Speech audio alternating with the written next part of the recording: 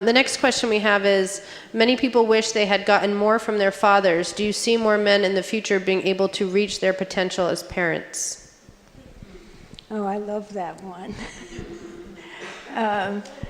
Because we sometimes don't emphasize enough that real equality in the family means that men have as much access to children and domestic things as women do to the workplace.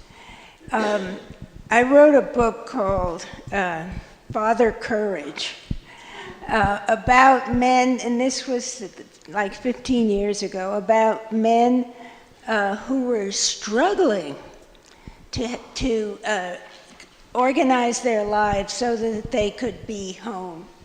And couples who had it all figured out but weren't accepted. I think that is one area where things have really come a long way. I walk around my neighborhood and I see men pushing strollers. I see them handing their kids their bottle in a way that you see they know what they're doing.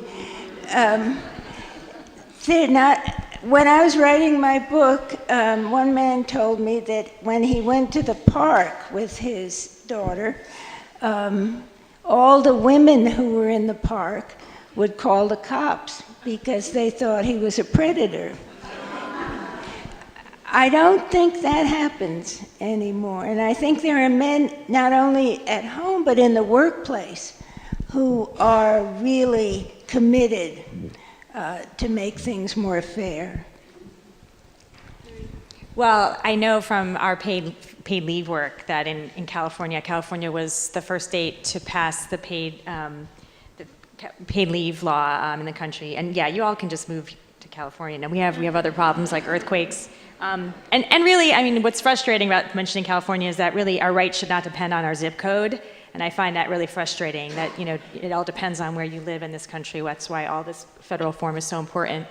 But really, there was no uptick in the use of the California paid leave program until men started taking leave. And so we had a very concerted campaign where we were encouraging men to take leave, tell their stories, male CEOs to take leave, and it had a profound impact on normalizing the use of leave. Now, of course, men continue to take paid leave in lower percentage numbers, but I think it's a very important lesson as we need to make the business case for women's equality, we need to make the men's and boys' case for women's equality, because I think that's the culture shift that's actually happening and that we need to continue to push. And why it's so important that we talk about it as parental leave and not Yes. maternity leave. I'm getting the sign that we're done, so I want to thank each of you for being here today. Thank all of you in the room.